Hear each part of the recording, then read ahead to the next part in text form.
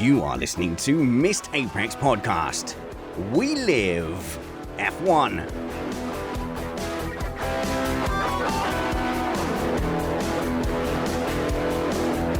Welcome to Missed Apex Podcast. I'm your host, Richard Spanner's Ready. Welcome to the show. We are an independent podcast produced in the podcasting shed with the kind permission of our better halves. We aim to bring you a race review before your Monday morning commute. We might be wrong, but we're first. I'm also joined by Matt Trumpets. Hello there, Matt. How are you, sir? I'm doing quite well. And yourself? Yeah, it's good to be back in the shed for our first news panel show live to our live stream of 2022.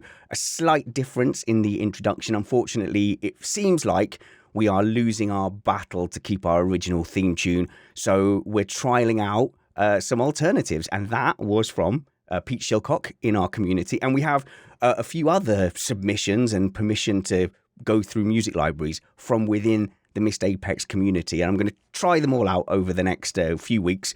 And I think we're going to be spoiled for choice, Matt. Although it is going to be very hard to replace the meow, but there will at least be one more occasion where we'll play out with that. Okay, I like that. And of course, I note with glee you've not yet asked me for permission to use any of my recordings that I used to use for the Tech Times. Well, we've had lots of suggestions that we should go to dubstep or modern electric, or lots of people have said, why not have Trumpets do it? But I want to stick with rock/metal. I like that energy, so it'll be something in and around that. We're not going to change too much. Fair enough. I can get behind that. Okay, we're also joined in the shed by one of the OG Missed Apex crew. It's Chris Stevens. Hello, Chris. Hello, Spanners. Good to be kicking off the new live year here on YouTube. Yeah, and it's been good news for me. I hated last season where we had so little access to you and so little access to your time. But we're hoping that for good reasons, because you are embedded somewhere brilliant for your professional career now, that we will have you on a few more shows and maybe even the odd race review. Yeah, that's certainly the plan. My 2022 is suddenly freed up quite nicely, and hoping to dedicate a little bit more of that time to Missed Apex. Absolutely fantastic. And from Copenhagen, we've got Kristian Pedersen joining us in the shed. You look like you're in a dark photo shoot studio ready to just give us some Blue Magnum, Kristian. That's just normal Sunday for me, you know. That's just how you hang. That's us Danes, you know, Spanners. Kristian, I like you. You seem nice. You seem smart. But I definitely get a vibe off you that you have committed crimes. How much of a liability are you really to Missed Apex? I would say currently I'm pretty pro-COVID, so not a liability right now. I actually once was arrested. Oh. It was on my 16th birthday, and my parents was waiting with dinner with my friends, and my friends knew I was doing a bit of graffiti from time to time. No. And on that particular day, it was just it's a long story, but we ended up in jail.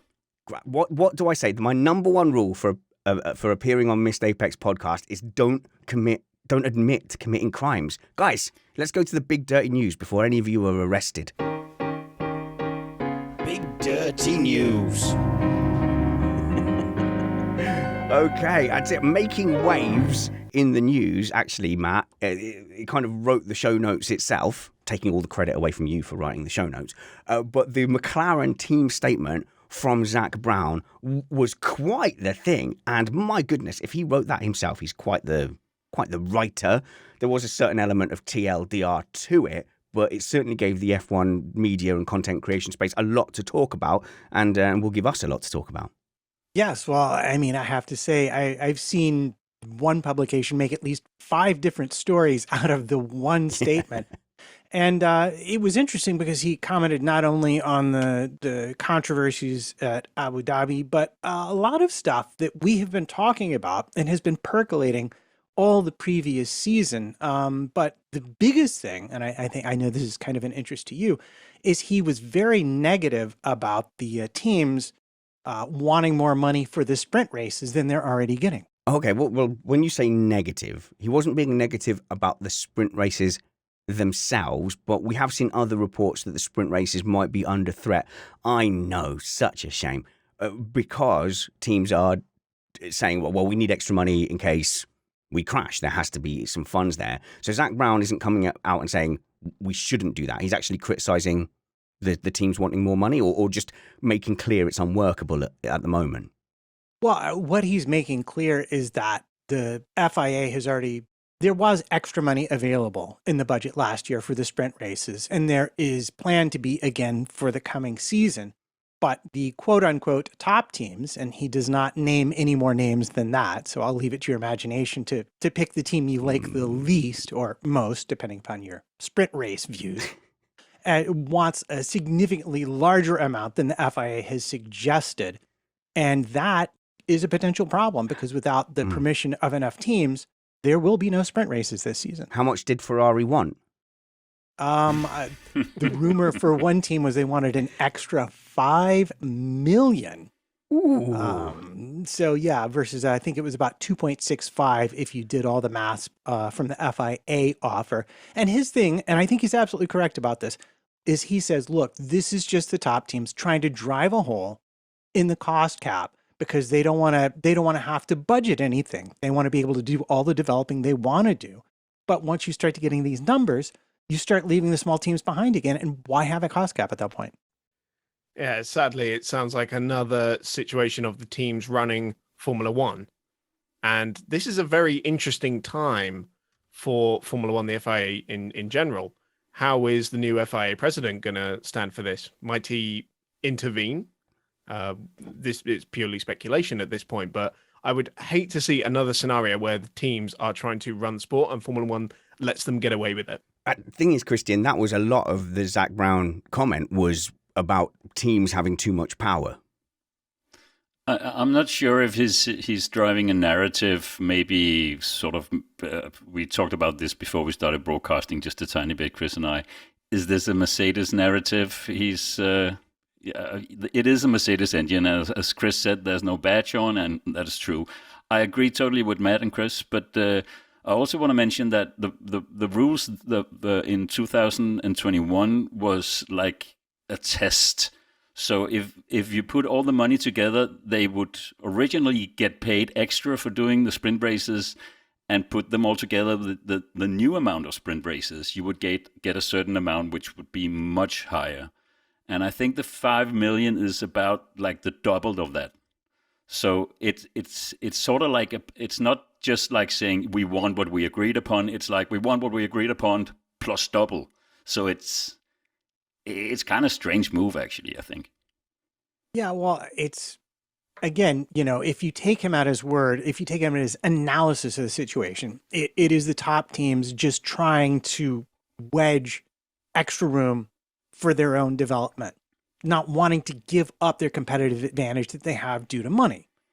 And I know that we differ about the sprint races a bit, but he says that if you look at the numbers from a business point of view, sprint races were an unqualified success.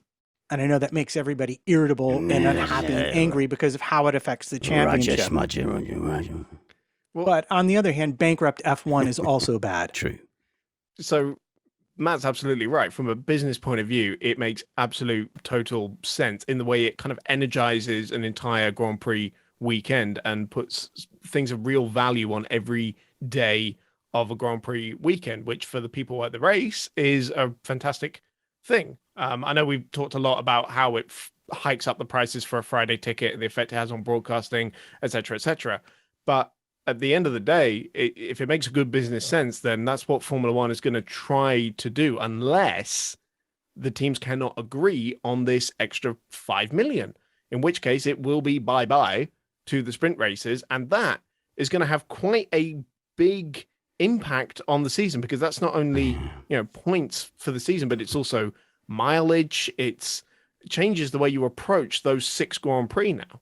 I really, really hope they can't agree a price, because I hate them so much. Like, when they showed the TV figures, Chris, I was so disappointed, because it did show. Yeah, the Friday was bumped up, the Saturday was unaffected. So that's TV numbers. That is bums on seats. That is hard data. our pleas of purity of the sport will be completely ignored, basically. But I did feel also that there was a novelty factor, and that they wouldn't have published those figures if it had gone another way. And if we'd have had 8 or 10 sprint races last season, maybe would have seen a drop off on that. So I'll go to Kristian first. Is like I feel like the cards were always going to be stacked in favour of oh look, the sprint races are brilliant for F1. But there's I don't really understand why the teams are not interested in the extra power you gain from the sprint races, because as Chris just said, it totally vitalizes the entire weekend by having the qualification on Friday night. You suddenly have 3 days of racing. Yeah, it's a bit meh on Saturday, but you still get the extra exposure. So it might be a little bit more expensive to drive, and I agree they should get more money for the extra kilometers. But I don't get why they want to work against it. I think as well, I'm still very undecided on the whole sprint race format. Maybe I'll have drawn a better opinion about it by the end of this year.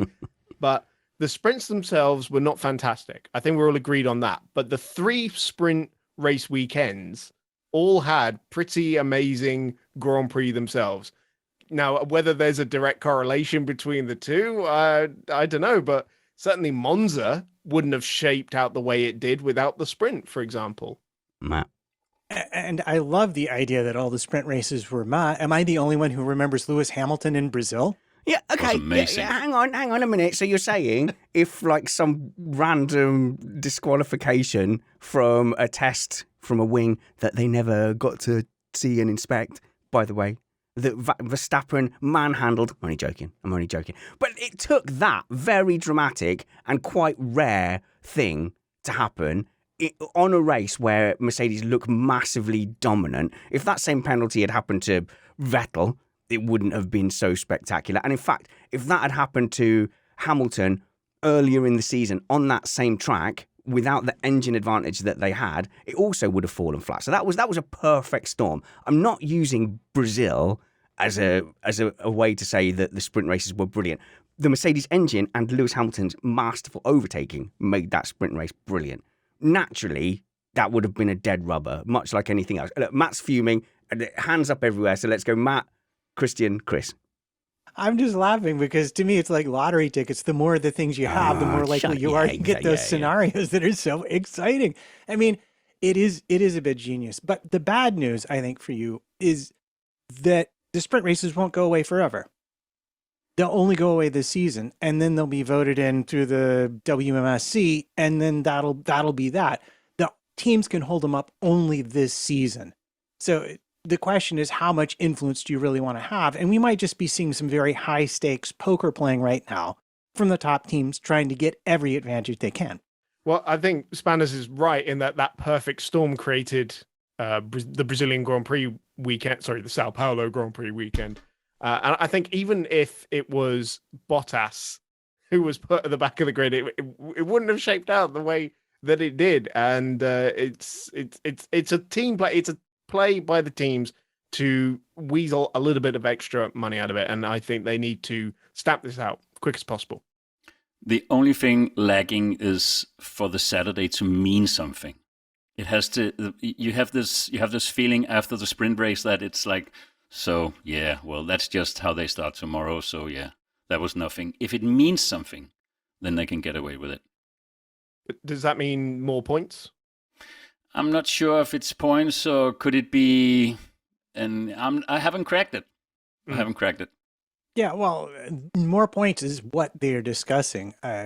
Personally, and I know that everyone disagrees with me and tells me it wouldn't work, but for me, like the idea that the sprint championship would be its own championship with its own prize and its own money would be the best solution, because you don't affect the Friday, but that's just me. And clearly everyone on the panel disagrees with me, based on the looks on their faces. No, look, I've got one practical suggestion, and that would be to take sprint races and burn them with fire. We don't need them. They add absolutely nothing. Fridays in Formula One are absolutely fantastic for the type of fans that love them. If you want to make a short-term profit by boosting the TV figures, but ultimately making the sport worse, you're just milking the cow. Get rid of them, throw them in the sea. End of rant. I think the cynical point of view would just be, well, you need this money in case you crash. Just don't crash. Yeah, you could try not crashing. All right, let's move on. Kristian, go on. I was just going to add, you could have 2 races on a weekend, 2 full races. No, that wouldn't be a disaster. 2 full proper races, with 2 proper qualifyings. But again, have we ever needed that? Friday's really cool. Friday's super chill. Saturday has got an exciting qualifying, and then Sunday's got the race. I don't understand what's broke. You could say in Bahrain, you did the 2 different tracks. You could do 2 different tracks in Maunicourt. You could do 140 different tracks.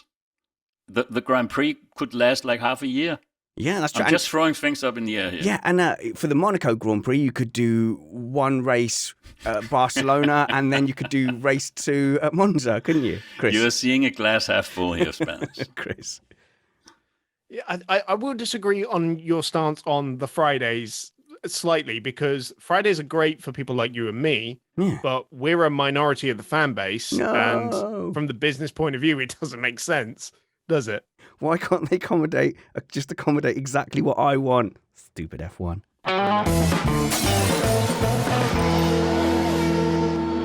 All right, Matt, what else came out of the Zak Brown diaries?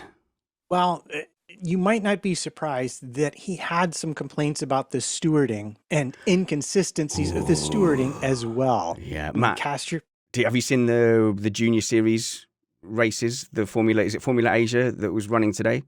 I think it was F4 something. But yeah, I did see Chris that Chris lovely overtake. Yeah. So there were 2 things in Abu Dhabi this weekend. There was F4 UAE and Formula Regional Asia, which is like a regional F3. I've only caught a few clips of that, but there was a big, very Cops-esque crash, actually, very similar to the Verstappen-Hamilton crash, but with 3 cars, and there was 3 cars, but they were all like squeezed into 2.5 car widths trying to get to the apex. And it's all because somebody saw a big runoff area, planted the throttle mid-corner, and went 20 meters off the track, and decided, I'm not going to back off when I rejoin and make this 3-wide scenario, which was really ridiculous, to be honest. And to be honest, a lot of the decisions made, I mean, wasn't there like 37 penalties handed out after the F4 races for things like crossing pit lane lines, which they didn't tell the drivers about, and silly things like this? Overall, it's not been a great... No, and I don't know the cars there, but there was a Red Bull coloured car on the outside and a red car on the inside, and he was run off track. The red car ran them off track in a very Brazil Turn 4 kind of way, and there's been comments on social media that, well, the drivers are looking to F1, and actually, as I said to Chris Medland last week, the drivers now need to start driving like Verstappen, and it looks like in the junior formula they are. It filters down. If they see it in F1, they're gonna do it, and to survive in F1, they might need to continue doing it. And it would just be resolved if there was a natural deterrent on the edge of racetracks. Like we've been trying to get this to happen for years. I'm not saying it needs to be all gravel, but there needs to be something to the immediate edge of the track that stops you just using runoff like that. Shortly after we started championing it, about 6 years ago, Karun Chanduk started championing it, and so now it definitely seems like his idea and we're ripping him off. But we'll agree, which is you have a certain amount of grass or astroturf just off track. Then after that, you can have all the runoff you want because you will already be penalised, Chris. So, yeah, that kind of natural deterrent might do that. But also, you're still going to get to the point where you have someone running another car off into the natural deterrent. And as it stands at the moment in F1, I think that would be allowed in most of those scenarios. So the stewarding needs to be consistent. But at the moment, it's consistently in the favour of those drivers who don't mind pushing people off track, and there's loads. It's not just Verstappen. Hamilton has done it too. Leclerc was doing it in 2019. We saw Alonso and Kimi Raikkonen doing it at various points as well. But only for a bit of the season, because don't forget Austria, when Norris was penalised for doing that exact same thing to Sergio Perez, if I remember rightly. So I agree. This inconsistency is maddening. Yeah. And the only way I can think of fixing it is to have a consistent steward. Now that okay, so loads of people in the chat have preempted your comment there and say it wasn't allowed in Austria, and then an argument there is, well, in Austria there was a natural deterrent in the runoff in that corner, but later on in the lap, in one of the where it's the left in the infield, also it was punished to push drivers off to the outside. And then that might be down to the fact, maybe, Matt, that it's different stewards at different weekends. And we really, as fans, we cannot play You Are the Steward. That game is impossible. We cannot know week to week what decision the stewards are going to make. And that's a big problem, correctly identified by Zak Brown. Yeah, well, and this is his call to help with the consistency, is to have the same stewards or the same rota of stewards at the event. So, yeah, like in American baseball, each umpire might have a slightly different strike zone, but once you've played with that umpire, you know where that strike zone is, and you know exactly what you're going to get in terms of decisions. And look, the way the stewards are chosen has always, to a certain extent, been political favoritism. They come from the nations, they come from the automobile clubs that support the FIA. It's an honor to be a steward, and they were always handed out a bit that way. And that's because that's how F1 came up. That's how it was in the old days. But F1 as a modern sport, as a multi-billion-dollar-a-year enterprise, simply needs to get with the times and professionalize the people who make the judgment calls so that there's some consistency and accountability across the board. And I think, Kristian, there's going to be considerable pressure to do something. So the new incoming FIA president has to be looking at everyone across the board. Everyone is saying that the stewarding is inconsistent. You've got to feel like change has got to be coming. And if it doesn't come, it would be bizarre.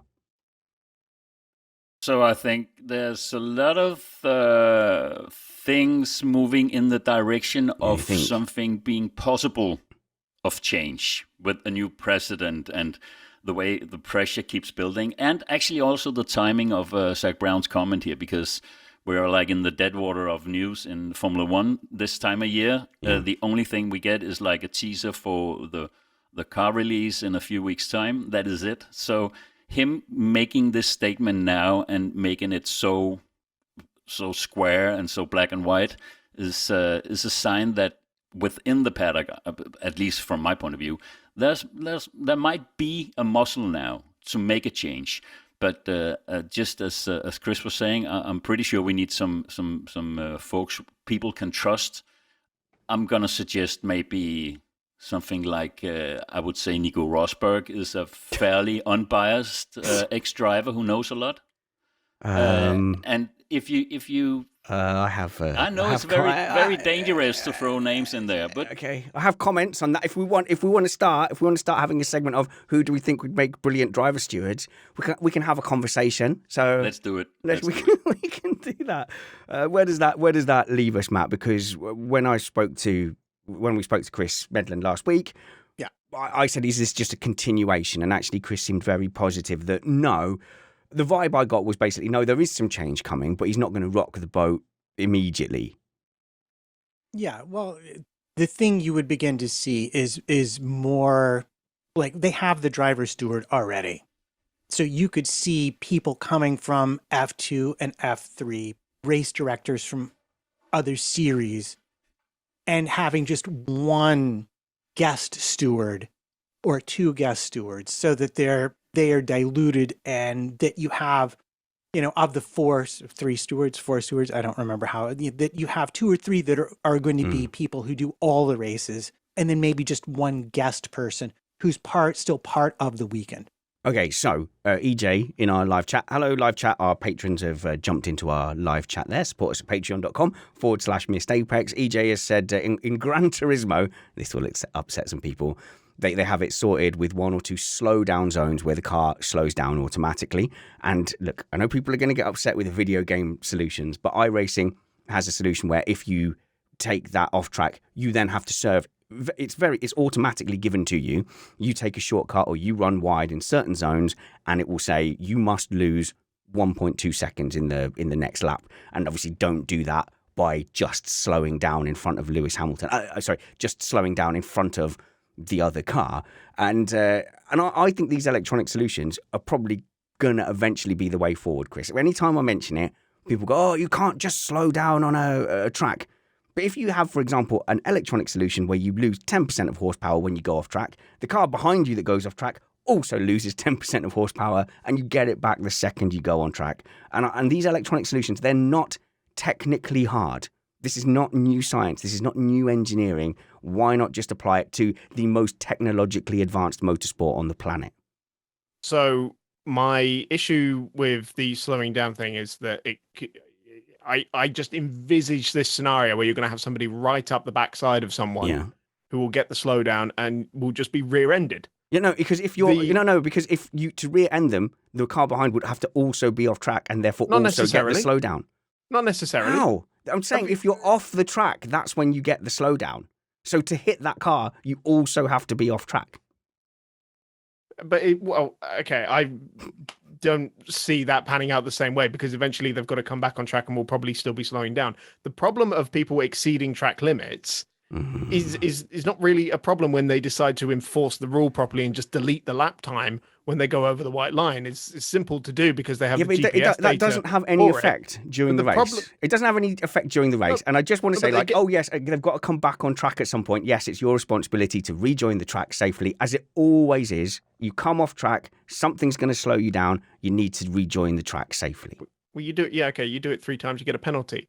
But the issue is the things like contact and running people out of road, which is the bigger issue for me. Sorry, I'm actually kind of with Spanners on this one. I'm like imagining in my head the dialogue.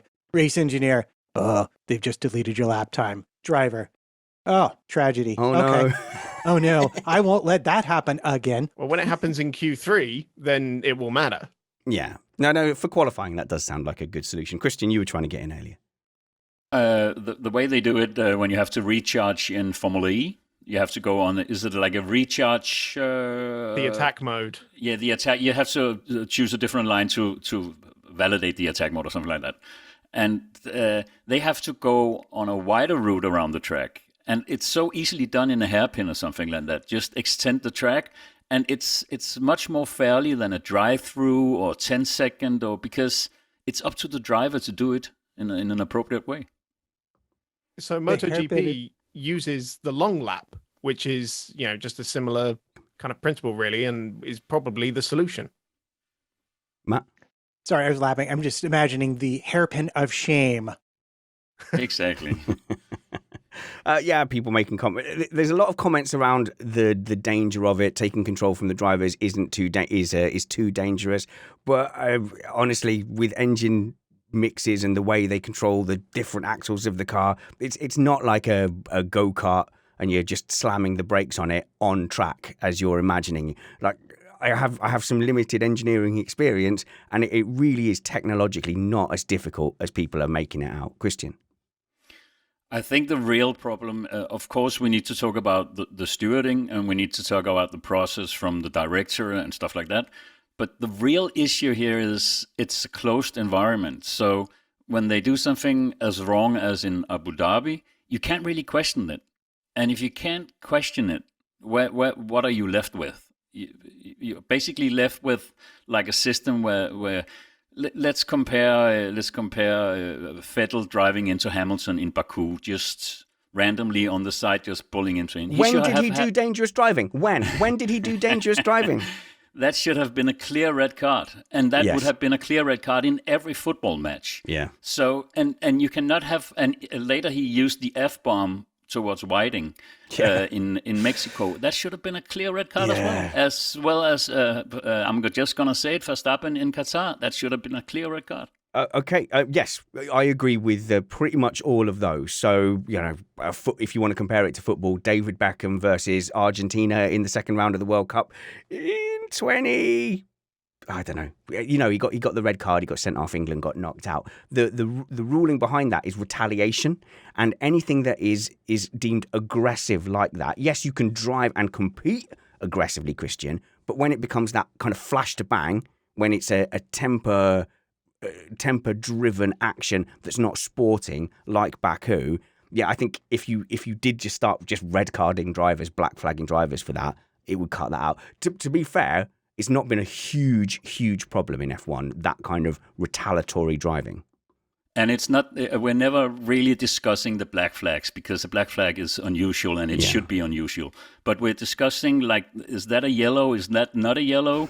Is that maybe that is 2 yellows? And we're discussing that all the time. And in football, actually, if you get a wrong yellow, you can get it cancelled. So if you have like a match ban, that would get cancelled so you can get to play again. Of course, you can't change the match.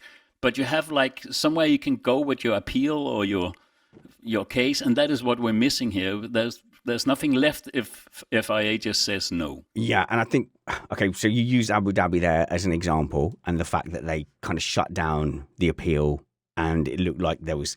I can't imagine there wasn't some background negotiations and concessions for Mercedes dropping the appeal. But it's not that appeal I'm talking about. It's Mercedes not going forward with the appeal because they would lose anyway. Okay. So same thing we are talking about there. In that specific scenario, F1 just had so much to lose by honouring the appeal, by backtracking it, by conceding in any way that result wasn't legitimate.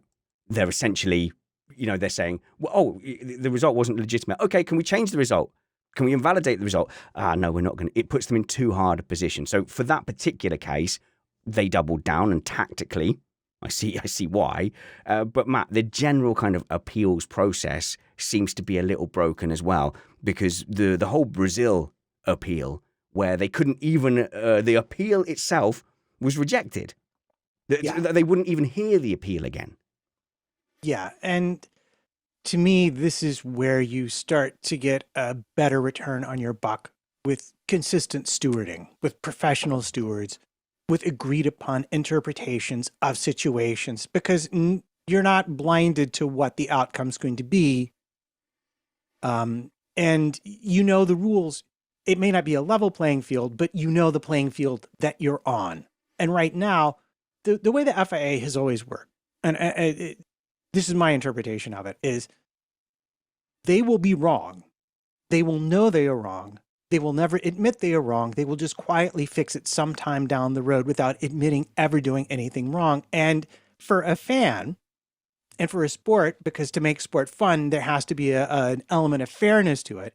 It is the most frustrating of all things. Look, I don't mind if you tell me, oh, you know what? We looked at that more carefully and we decided that was a bad, that wasn't a correct decision because it was taken in the haste of the moment.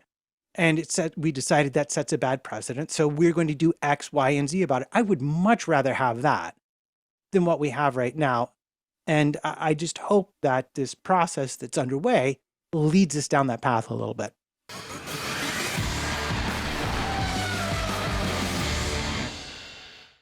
Chris Stevens at Chris on Racing. There he is. I've put his face up on the live stream. Look at his little face. We forget how young he is, little Christopher. You were 17 when you started doing Missed Apex podcast, and you were writing articles. You're a very, very good writer. You've moved into the world of PR, and you're settling into a new role. And I'm sure once you're more settled in, you'll know the lay of the land in your new role, and you'll be able to talk to us about that a little bit more. But you are still at Chris on Racing on Twitter.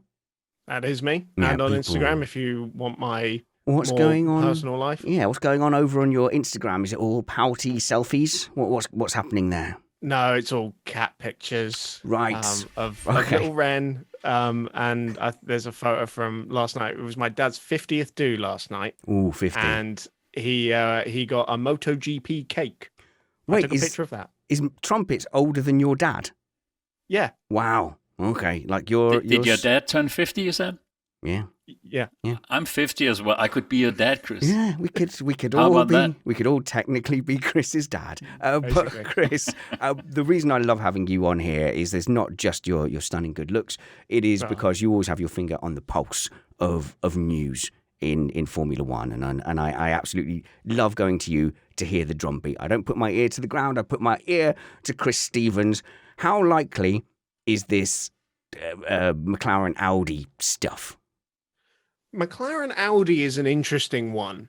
I am convinced that the VW group, in some shape or form, will enter Formula One with the new engine regulations. Okay, newbie question. What is the VW group? Well, so VW owns a number of manufacturers, including Audi and Porsche, and they are the two big names linked to joining Formula One in 2026, or whenever the new engine regulations come into That is ages effect. away. Okay. Yeah, well, it won't happen earlier, because what would be the point? But the decision ultimately is VW's, because they own both of those companies.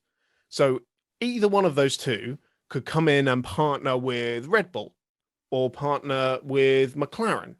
We don't know what really their long-term engine plans are. Red Bull have said, we're going to have, Red Bull technology is going to create powertrains and power units, and we've still got a little bit of help from Honda. No, hang on, that's not Honda, that's a Tag Heuer. They're running a Tag Heuer engine. Oh God, you remember when they did that? Yeah. I love that. They said, you're running this. It was a press conference, and Christian Horner got asked about the troubles with the Renault engine. He's like, no, actually, this is a Tag Heuer engine. And there's a bit of that Tag Heuer vibe when they talk about Red Bull powertrains. So I know a lot of people are curious as to how much this really is a Red Bull powertrains, or how much it is a rebadged Honda power unit. I know that's a bit of a diversion, but what do you think about that? Honda in the short term are still going to be lending a little bit of help to by building and designing it. Yeah, but are they still slapping their name on it? I don't think they are. No. So that's that kind of makes very little commercial sense. But it is what they agreed. I don't know the full story. Matt, so I think Matt might want to just chip in on that briefly. I'll go on. Well, I was just going to add the detail. If what I've read was correct, I believe that they're not actually going to be making the power units at Milton Keynes anymore. That Honda, they will be made and then delivered to Red Bull, but not by Honda, by the former HPD staff that Red Bull now pays. Yeah. So Red Bull money, basically. Yeah. I think it's very likely that they will come in and partner with either McLaren or Red Bull, whichever one takes their fancy. So this is Audi or Audi/Porsche? Audi, yeah, Porsche, or they might even slap the VW name. I doubt it. It will be either Audi or Porsche. The problem is, Matt, I do feel like it's the Renault syndrome. Some executive who loves F1 and thinks it's the right way to go forward will have to sell a dream. They can't sell the midfield dream. They're going to have to sell the championship dream. And then when that doesn't pan out, they drift off again. So how serious is the VW group, or are we at the mercy of some motivated executives in the boardroom looking for cash, selling a dream? They have already dropped the MGUH for the promise of Volkswagen involvement starting in 2026. I think if you look at it from a financial point of view, Porsche is the most likely. They have more control over their own brand. They have Porsche people on the board, and they have better margins than Audi. So they have more money to play with, and a partnership with Red Bull would be, very much along the lines, as you say, of Tag Heuer and stuff like that, where they just supply simply power units, or even to properly buy into the team and be a full-on partner. Audi is a little more complicated, but I think it might be very important for McLaren for that partnership to happen long term. Don't forget Audi's LMP1 success in Le Mans. Extremely successful. Don't forget Porsche currently in the GT class by a superior car. Don't forget Volkswagen in rally. And they've bred people like Seidel, and It's a very serious group, and they are Mercedes-like in their approach to racing, I think. So they should not be underestimated. So Porsche and Audi were powerhouses in the World Endurance Championship and at the 24 Hours of Le Mans with their hybrid technology. That's the crucial thing. It's similar technology. For the 2010s, they were the dominant force in that championship, and now they are both heading back to Le Mans in the new hypercar LMDH era as well in the next 12 months. So it perfectly aligns with what both brands are trying to do at the moment, which is compete in top flight motorsports with hybrid technology. And let's not forget, Porsche still has a Formula E team as well. All right. Well, let's move along from the Zach Brown diaries.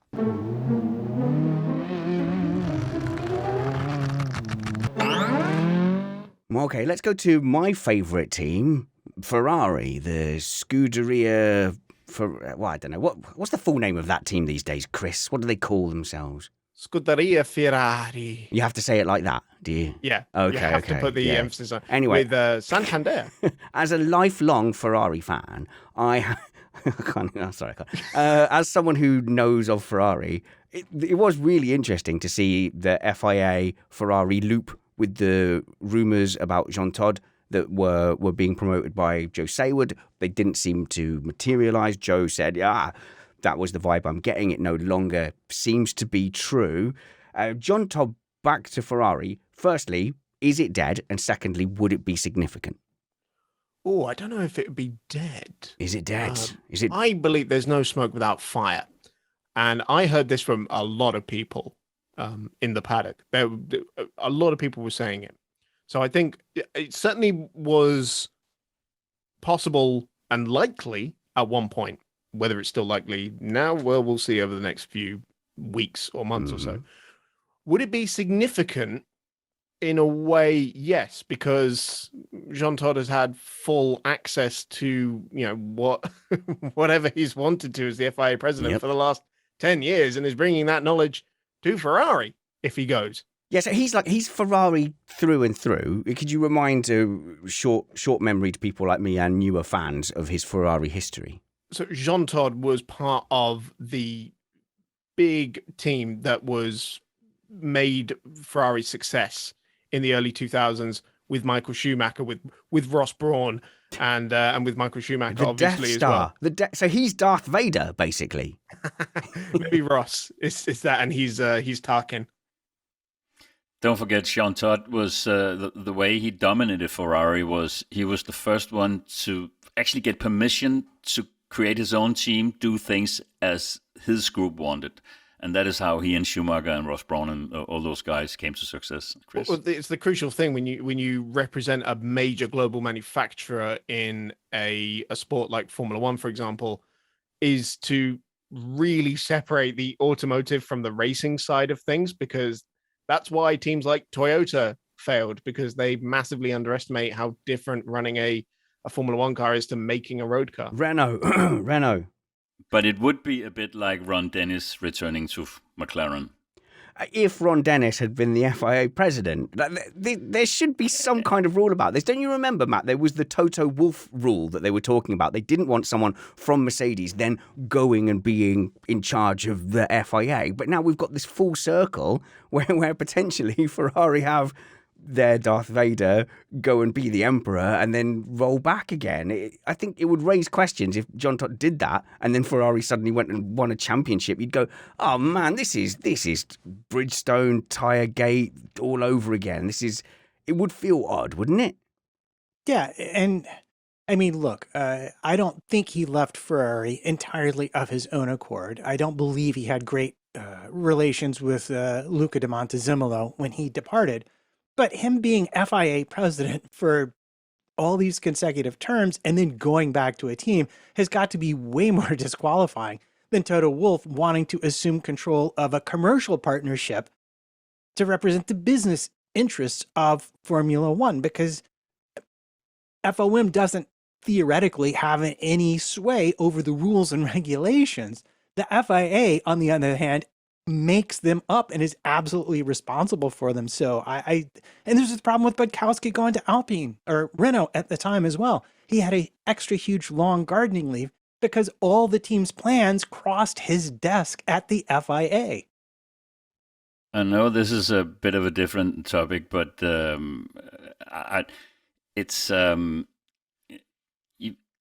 no matter how much you have been the president of the FIA, you can't really hold any evidence that will change anything when you talk about time frames of a couple of years and stuff like that. And he's an old guy. I think the really rare part about this is the way the president of Ferrari is out there like dismissing it, and that the rumor came to all of this. It was like, Jay Seward, he was writing about it like it was a certainty. Yeah. So the entire Formula One world knew this. And then just killing it, and at the same time saying things like, "I already have my eyes on a German team principal," and it's weird things. And look, whether you like or loathe Joe, he does not throw things out spuriously. He does not guess. He doesn't. He doesn't engage in hyperbole. So if he says something, he absolutely believes it, and there was good reason to believe it. And you got to wonder, Matt. Did the sort of discussion and people saying, "Oh, hang on a minute," would that affect it? Maybe they're just delaying the timing of the announcement, perhaps. Maybe, but I don't think so. I think Elkann is young. I think he is used to being in charge, and I think something came up, caught his attention, and he said no, and that's just going to be it. I think it was absolutely real. I think it was on. I think, like I said, something came up. He decided it was a bad idea. And all along, I mean, consider what he would do for Ferrari. Yeah. He was going to be there to run political interference so Binotto could just pay attention to the race team, which is, similar to the Aston story with getting our new people in. Let's go there next. But before people get too excited, and by people I mean me, that Jean Todt going to Ferrari would give Ferrari an advantage, and there's some conspiracy that he's set up the new rules to benefit Ferrari and then goes there. Let's not forget that there was a massive secret fuel penalty for alleged misdoings at Ferrari, which has effectively crippled Ferrari in 2019, 2020, 2021. So that was a massive penalty, and that was all under Jean Todt's watch. So I think that probably lets him off the leash, but let's go and pay some attention to my crack.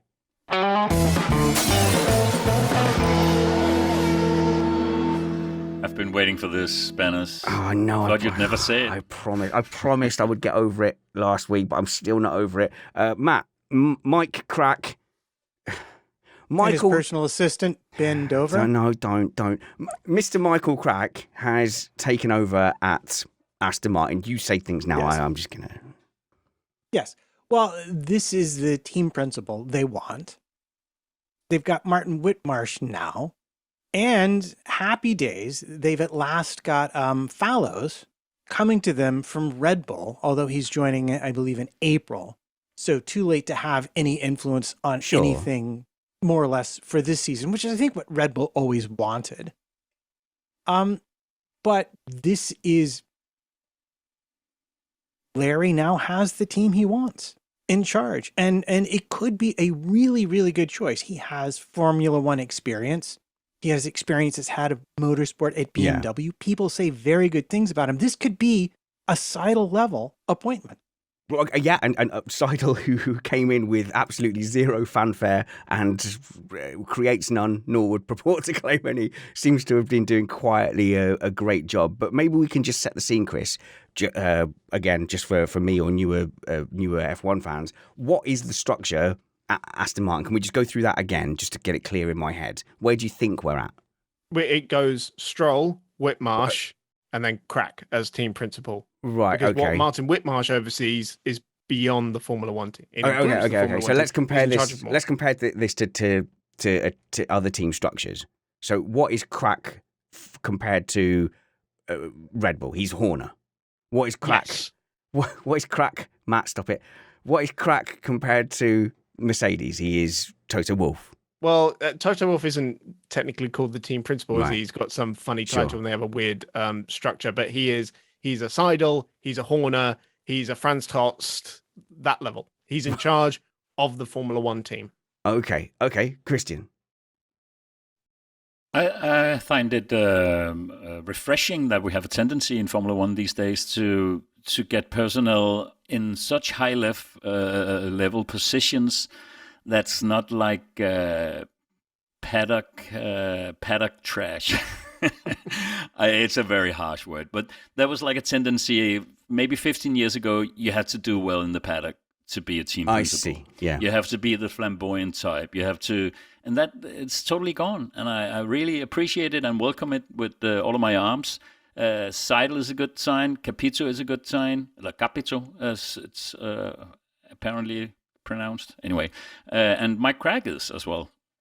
So I don't think it has a 100% success rate because was Alpine's former MotoGP boss didn't last so long, if I remember rightly. But I agree there is a growing trend in what seem like left field choices with people like Capito and Seidel. And, you know, Seidel especially was no schmuck, you know, we're coming in from Porsche. And Crack has experience at Porsche as well, primarily with BMW. And, you know, in charge of the major motorsport programs in Formula E, which was a works effort, and the GT racing as well. He knows what it takes to work in motorsport, but he's got not a lot of time to get up to speed on a lot of things. Well, and for me, I think crucially, and this is what we were discussing with Jean Todt, being between Elkann and Bonato, I think what's going to be crucial is whether or not Whitmarsh can convince Stroll to keep his fingers out of the pie long enough for Crack to actually do the job he's been brought there to do. Because if I know one thing from watching Drive to Survive, is that Larry can be a bit impatient about stuff from time to time. And if he decides to get directly involved and start making random decisions, it can be kind of hard when you're sort of reaching peak engineering with your team, if you know what I mean. When did we start calling Lawrence Stroll Larry? When's that happened? Today. Okay, I prefer Papa Stroll. But yeah, okay, Papa Stroll. He's not a hands-off kind of guy, is he? And you have to think that the line will go Papa Stroll, Crack, like straight to that, and that would probably on a weekend it will bypass Whitmarsh. So I really still think that my analogy of that lower tier soccer club owner who sacks the manager and suddenly goes, I know, I will be the touchline manager. I still think we're in danger of that. Don't forget that Lawrence Stroll was in Formula One before was it early 90s he started? So he always knew. I totally understand what you're saying, and you're completely right. Mm-hmm. But he's not like a newbie who's just bought his way into a Formula One team. He's been there for quite some time. Oh no, look! I've never said anything disparaging about Lawrence Stroll's involvement in motorsport. He's clearly a very passionate guy, and he's earned through his business achievements the kind of the ability and the power to push his son through. But his son will have to be judged purely by performance. And my only hope is he's way beyond what any other pay driver has really experienced. He's going to be in a midfield to top team at some point. He's been given way more opportunities than out and out pay drivers that we've said in the past. So all I would ask from people is that there isn't a low bar attached to his achievement. He is now a top end, top midfield driver, and his driving standards need to be assessed as such, and that would be my only kind of request in that matter, Chris. Let me try just to quickly counter what I just told you, because I'm looking forward to... You're going to argue against yourself? Yeah, exactly. Okay, good, that is the podcast in the future. I'm looking forward to Otmar Schaffner without a Stroll. It's not that I don't agree with you, but because this guy will be a bit more vital, I think, in 2022. Matt's included a small example of Crack's ability to handle difficult situations, and that is the collision between BMW's two factory drivers in only their second race in Formula E. And I was actually at that race, and I must say the situation was handled fantastically. Not just between himself, but between the team principal, Roger Griffiths, as well. But it was when they got to the media afterwards, it was all happy families. We've had the discussion. We know what's happened, and we know it's not going to happen again. And we've both fessed up to playing a part in something awful because they lost a 1-2 finish in that race. And if I were to compare it to something that happened just 3 races earlier in New York, when 2 Audi drivers were at each other's throats, they both gave me 2 completely different stories about what that was. And then I had to go to the team principal to get the truth, which was obviously somewhere in the middle. Now, those 2 scenarios are not, like for like, but it's just to give you an example of his experience. It shows how it was handled. So the last word on the matter really is, what's that thing called when you give an interview with someone and the name of the person comes along the bottom? Was Subtitle? It a chyron? Is it a chyron? Chyron, yeah. The people who write the chyrons and the tickers have an amazing responsibility and power when Mr. Michael Crack is on screen. All right? Do not abuse or miss the opportunities. That's all I'm asking. Derek in the chyron department, don't let me down.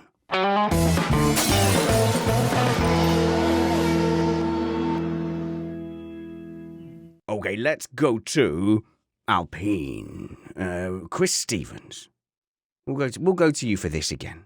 Okay. Alain Prost, who we've not heard a great deal from really in F1 terms, but he has been very, very active in motorsport since the end of his career. He has a child who has been prominent in Formula E. Nico Prost. There we go. Yeah, but he was in the opening of it.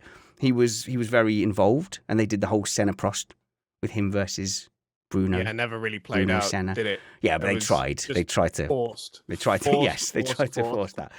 But he is obviously very involved. He had his own team. He's been involved in Formula E and then been very involved in Renault. But he is, it seems, completely gone from the Alpine scene and has been very vocal in his leaving. Yes, I love this. He's so angry and has just decided to drag everyone down with him. And I live for this. It's tasty tea and gossip and spilled beans. Okay. And to be honest, I don't know really how much of an impact he has in that team, because I think a lot of the time when people hire an advisor, it's more of a way just to keep someone on the bill and to have a nice high profile name to occasionally do interviews, especially with French media. So how much work he actually puts into the team, I think, was questionable. There are a few exclusions to that rule. Yeah, well, you do have to feel at this point that maybe Alpine hired Ferrari's former showrunner for their off-season this year, because it's been nothing but drama. And, you mentioned David Brivio earlier, who came and departed with barely a ripple. And really what I think we're looking at, there's 2 ways to interpret it. One is to go with Prost's interpretation. The CEO of Alpine, Laurent Rossi, is, I hope I got that right, is absolutely 100% an egomaniacal, narcissistic fiend, and he's going to ruin the whole team by firing everybody who was there. And the other is that he's a competent CEO. The shift from Renault to Alpine meant putting him in charge, and he's seen what he needs to see, and he's now brought in the team that he wants to be there to do the job that they're now expected to do. In fairness, changes needed to be made, because where was the progress? It was non-existent. To a certain extent, you understand it, because their whole theme was predicated on the new regulations, which were originally going to be, 2 years ago at this point.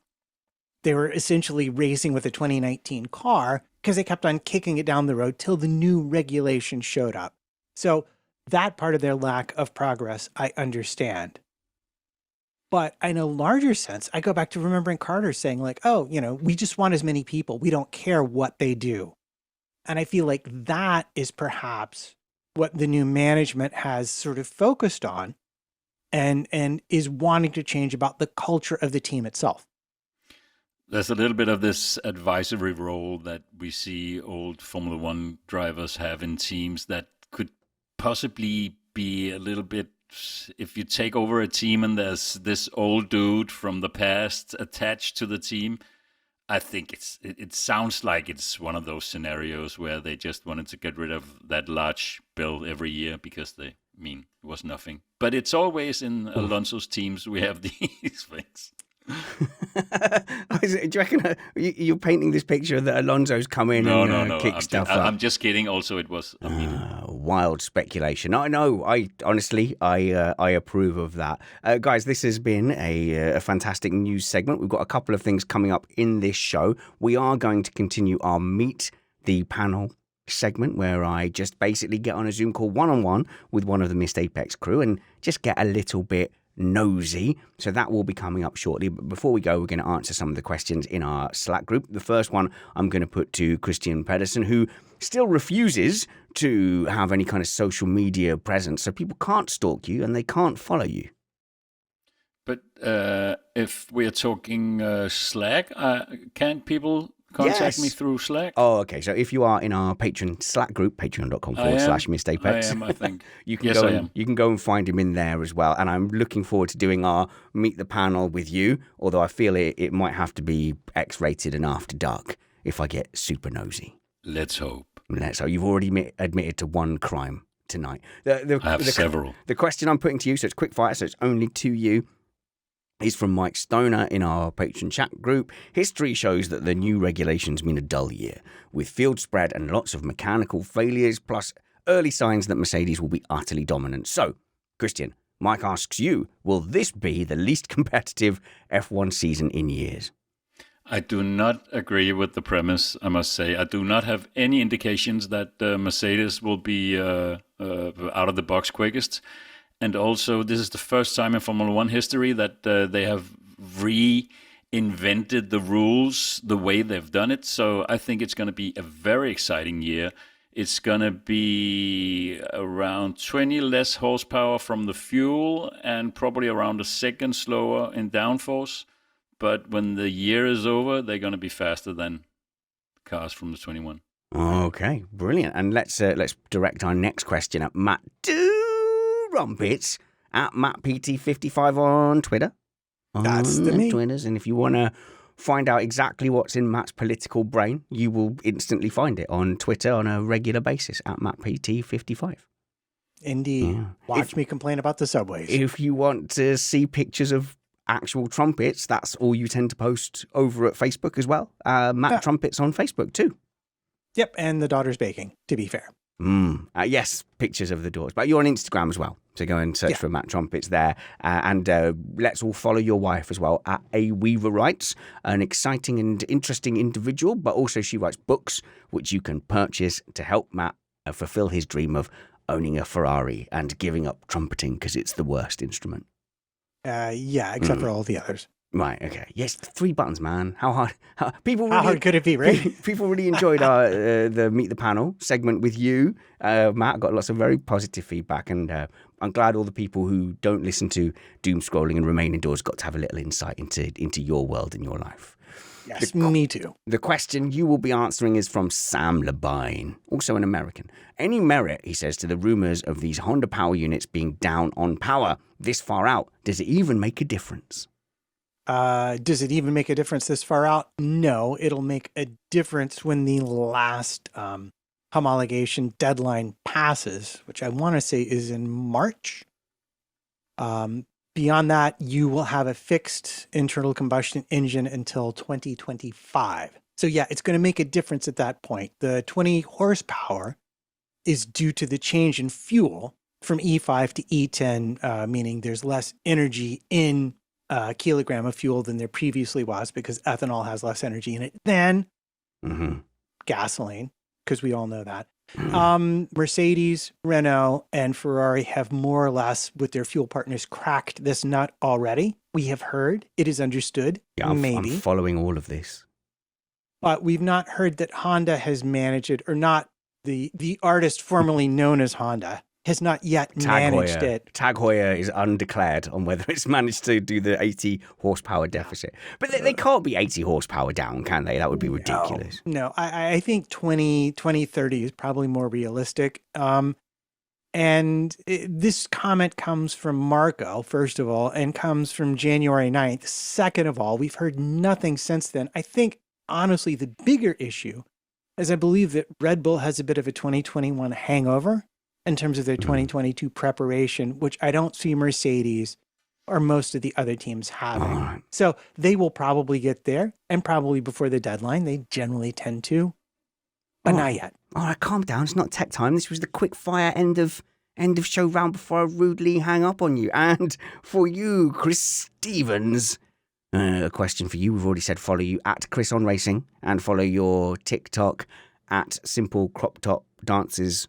That's the. I posted a TikTok. You posted one TikTok. I have one at TikTok. Chris on Racing on TikTok. I think it is actually. Yes. There we go. So there we go. The question for you is from John Cox, who says, "What kind?" I love this. It's not a if. What kind of sweet backroom deal has been worked out between Mercedes and the FIA? Do you think they'll get a get out of jail free card for a 2022 technical infringement, or Lewis gets to add one rule to the rule book? What do you think? What was the backdoor agreement, do you think, between the FIA and Mercedes? Well, John's one of our best defenders in the Missed Apex iRacing F3 Championship, so I would expect him to think there is an aggressive scenario brewing there. But ultimately, I think the most realistic scenario is that very little will actually happen. Maybe Mercedes gets some sort of commercial reimbursement. I can't imagine anything technical happening, and ultimately we won't really hear much about it. The fact that this investigation of theirs ends on the first day of the brand new season is a little bit convenient. It is. Yeah, it is. Guys, that's the end of our show today. Please, thank you very much to our panel, Kristian Pedersen, catch him on Slack, Chris Stevens at Chris on Racing, Matt Trumpets at MattPT55, and you can always follow me as well at Spanners Ready. I mean, I'm the best one, but now let's go to our segment, which is Meet the Missed Apex panel.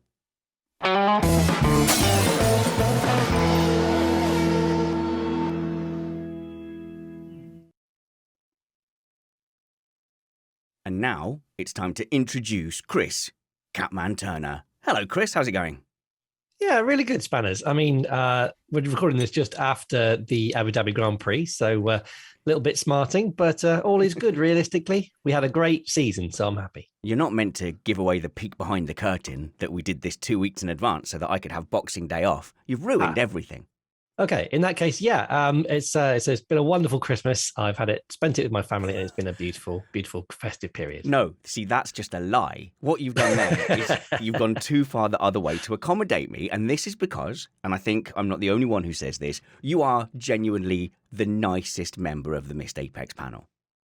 That's very kind of you. I aim to please. It's a very low bar because some of them really are turnips. Some of them are like aggressively passionate and will do anything to win a fight and be aggro and try and poke fun and needle people. But you never do that. You stay out of those things. Yeah, I try and be the voice of reason on the panel. It gets me in less trouble that way. I often say, Catman, that you're the only grown-up on Missed Apex podcast. But look, you are such a mega fan of Formula One. I hope it comes across when you're on the panel, because you often, not just on the show, but in normal conversation, will bring up things with like an encyclopedic memory. You'll be like, yeah, but in 1997 on lap 42, there was a hamster on the track that made a rain delay for 45 seconds. I don't know how a hamster causes a rain delay, but you get my point. Yeah, I think it's just because F1 is my life, really. You know, I kind of catalogue events and memories in my life alongside what was happening in Formula One that year. So it just kind of all fits in. It's just so much part of me that it's almost inseparable. Yeah, and it's amazing how for a lot of us, we have to justify why are we so in love with like a sport. And obviously, you're not going to prioritize your work over F1, but, you know, it's always on your mind. It's the thing you check on your phone. And it's amazing how, you know, a sport can absorb you in that way. Yet when I see it with football people, soccer people, I like, ugh, you're obsessed with soccer. But we're just as bad. Oh, if anything worse, my earliest memories are of Formula One things. My parents got me this wonderful like DK encyclopedia from the '93 season, which shows my age a bit.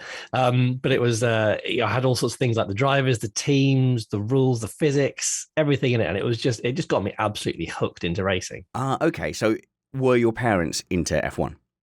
Yeah, my dad is an avid Formula One fan. My mum tolerates it, and she was very much a Schumacher fan. And we had our own little fantasy Formula One league just in our family, which I always used to organise. And my mum won it every time because she picked Schumacher and Ferrari every year. What you organised? Were they all willing participants, or were you like, no, you have to play my fantasy league? Fine, yeah. Christopher, we'll play your fantasy league. The in-laws were definitely on the edge of my knife blade, but yeah, my family enjoy it, and I never ever won one. Maybe I shouldn't be admitting that as a panelist on a podcast. No, but hopefully you've improved since then. I want to talk about your family a little bit because I've met your mum and dad at karting events, and to me, it seems like you come from like one of the nicest, most supportive families. Your parents are there; they're taking photos of you. They're so proud of you, as if you're 6 when you go and do karting stuff. Yeah, it has to make up for my lack of talent, really, because I've at least got a supportive family there who can pick me up when I get trounced by you. Yeah. No, they've been there the whole way through, and it's really lovely to have them by my side. And they were there when I was karting at university, and actually I came up against a certain Brad Philpott karting when I was a bit younger.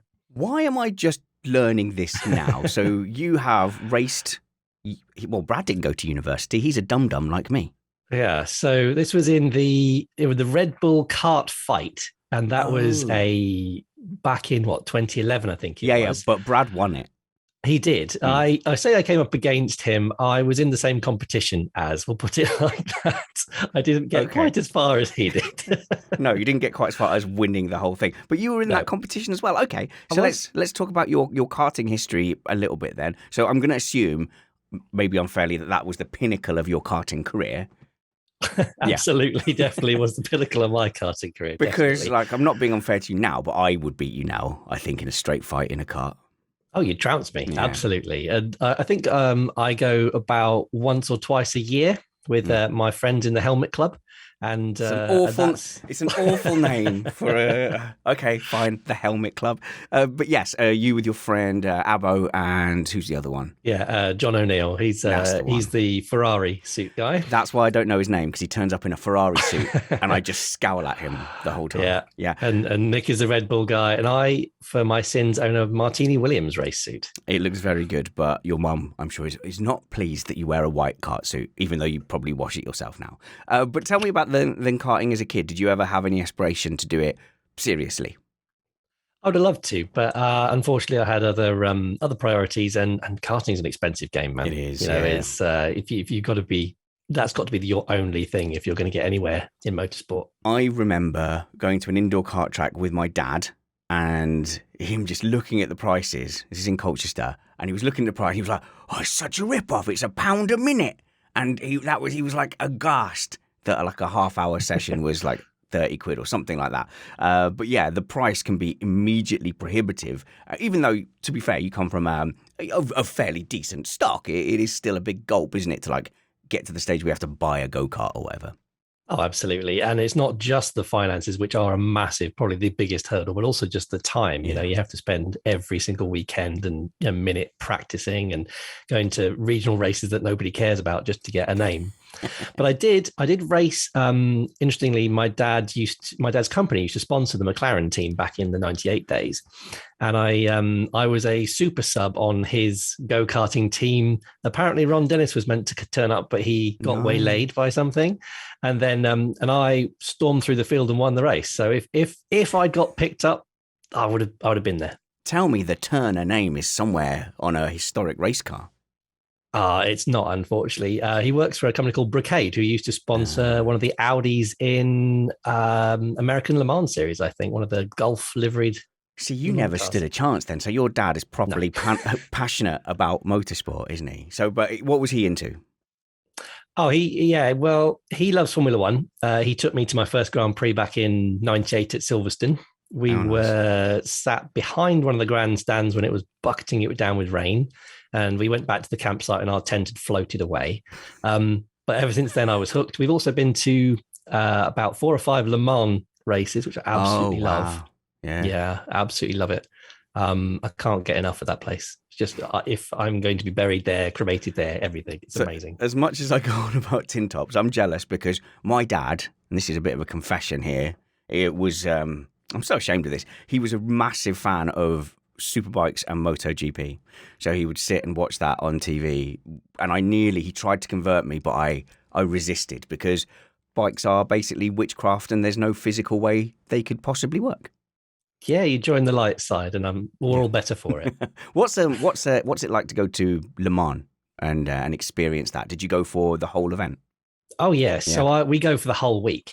So we watch all the practice sessions, and you watch in total, about 4 full 24 hours of just cars on track, and at all different weathers, all different times of day. Right in the middle of the night, 2-3 in the morning, kind of sitting there in your really big parka, just getting cold, but you're just loving it because there's just the noise and the passion of the people around you. At 3 a.m, the only people who are there are people who care. Do you not get bored? No, or was that part absolutely of it? not. So as a kid, I got dragged to cricket matches, and we would play fake cricket with dice. What do you do to entertain yourself at Le Mans when there's a dull moment? And there must be. Oh, absolutely. It's one of those things where it's not about the on-track action. The action is probably, in the first lap when you see them blast off, and then they come back for 4 minutes later.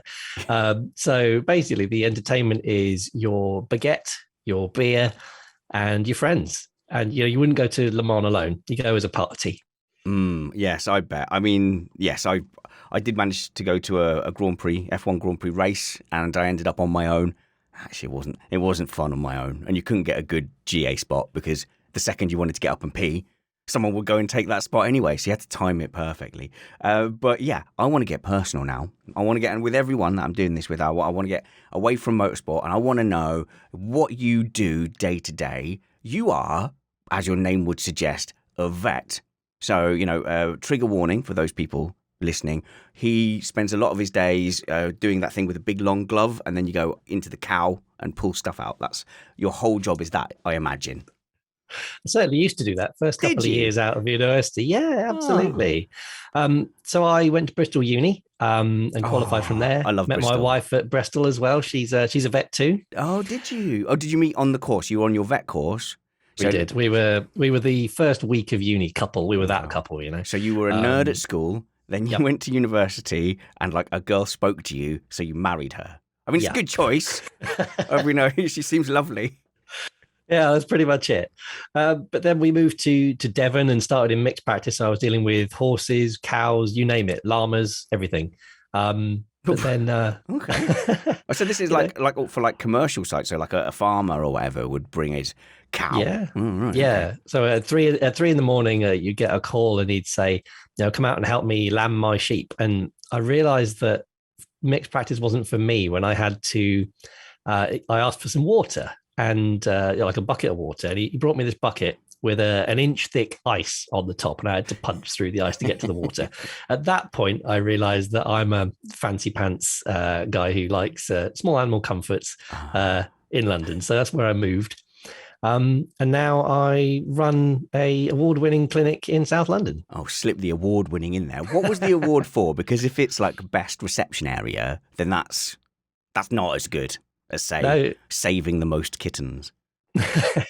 So we are a big hospital in the south of London, and there's a thing in the veterinary world called the Practice Standards Awards, and there are 4 awards that you can get, and only at the time we got all 4, there was only about 10 practices in the whole of the UK who had them.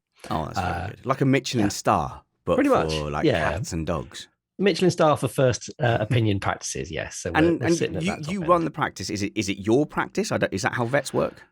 So that used to be how vets work. We're now part of a corporate business. So there's a big group of us around the country who kind of all club together and share resources and share means, that sort of thing. But we kind of run ourselves as an independent. We're not branded all the same. We're all the same people doing all the same work still, caring for your pets just as you would do. Yeah. And I suppose you can't call it Catman's thing because everyone's something like that. So what do you call it? You got a snazzy. Tell me it's a pun. Tell me it's a pun. I wish it was. Unfortunately, it's I didn't come up with this, but it's called Maven Vets, and it's Maven means expert in your field. It was come up by a PR guy, probably like artisan or something like that. Oh, I like that, Maven Vets. And okay, so when I accidentally tell people sometimes that I used to be a floor layer, it's a big mistake. I never tell people because they always want me to do their kitchen or whatever. Since we've known you, I think me and Brad in particular, every time there's something wrong with little Snuffles, Catman, he's limping. What's wrong? What should we do? Yeah, I get that from the Slack group as well. So I just get it absolutely everywhere. But I love it. Any way I can help people is what I tend to do. I can't help but give my time. How hands-on are you now? Because you're kind of like a boss guy. Are you there giving pills to kittens? Yeah, most of the time, absolutely. I still have to deal with all of the day-to-day grind as well as looking after all the people and making all the big decisions. Yeah, it's hard to split my time because I do love getting my hands dirty, and doing the surgery and meeting the clients and stuff. It's all what I got into vetting for. Yeah, not maths or accounting. Yeah. Yeah, well, that's fascinating dealing with all that stuff too, Oh, brilliant. And obviously there's a kind of a sadder side to vet stuff, like when you have to put down a kitten and there's a 6-year-old going, will it go to cat heaven? And you have to say, no, all heavens are lies. There's one thing that a lot of people seem to use called the rainbow bridge. I'm not sure I subscribe to that. Oh, what's thing, that? It's just when people try and explain death in pets to kids, they say they crossed the rainbow bridge and they're over the other side on an island somewhere. Okay. I don't really understand it myself, but okay. it is a really tricky part of being a vet. But the thing is, I see them as part of the family. So it's annoyingly they are part of the family. I resisted at getting our cats, but like my little black cat. My wife's black cat just follows me everywhere. It's just my shadow. And the black cat I've got like an abusive relationship with where, like I'm constantly vying for his love and he dishes it out in very, like a sadist, like a sociopath. He dishes it out into very little portions. And I think, oh, we're getting there. And then he takes it away. It's always on their terms, isn't it? It's always they kind of sit on your lap and then bite you when they've had enough. Okay, last question. What do you hate from punters coming into the vet store? I don't know what vets are called. What do I hate? Oh, yeah. How can I avoid annoying our veterinarian? Oh, I guess it's called a veterinarian. Yeah. Yeah. What I find fascinating sometimes is the Wikipediatricians or the consulting Dr. Google. Okay. Yeah. People seem to get fixated on something with the symptoms that they have. Now, I think the struggle is trying to convince people that it's not necessarily got cancer when they've read up. The internet always says it's got cancer, regardless of what the symptoms are. And it's just trying to bring people around that it's not always that. Yeah. But I do, it's always a really nice thing to see people invested in their pets. I bet. Why don't you put a sign in your reception that says, you are not a vet, we are, please take heed, something like that. It's, people's healthcare and of their pets is a really stressful thing for a lot of people. And so, it does take its toll on you when you're having to, not only look after the pet, but most of my job is looking after the people. And, I love that part of it, but it does take its toll. Oh, you're all heart. Anyway, I've been doing podcasts on and off with you since 2015, 2016. Yeah. Well, you were how I got my start in journalism, really. Oh, I see. Launched you. Yeah, well, my friend, I was doing blogs on my Facebook page and ranting to my friends, and he bought me a website and then said, look, well, now you have to do something with it. So I put it out there, and then I got swooped up by the website that was hosting your podcast at the time. Oh, we shan't mention which site it was. But do you think you will continue being a Missed Apex panelist? Is it worth it? Absolutely love it. You're gonna have to drag me away with kicking and screaming if you want to get rid of me. We've what tried. I love about Missed Apex, just the kind of community spirit of it all. Yeah, we've built up this amazing fan base, this amazing community that we just, it's wonderful to interact with, and it kind of elevates that experience of watching Formula One when you got thousands of people to share it with. We found our own little corner of the F1 media space, haven't we, to share with an ever increasing amount of friends, and I'm glad that you're part of it, and you will continue to be. Chris Catman Turner at Catman F1. Thanks for dropping into the shed. My pleasure. Thank you, Spanners.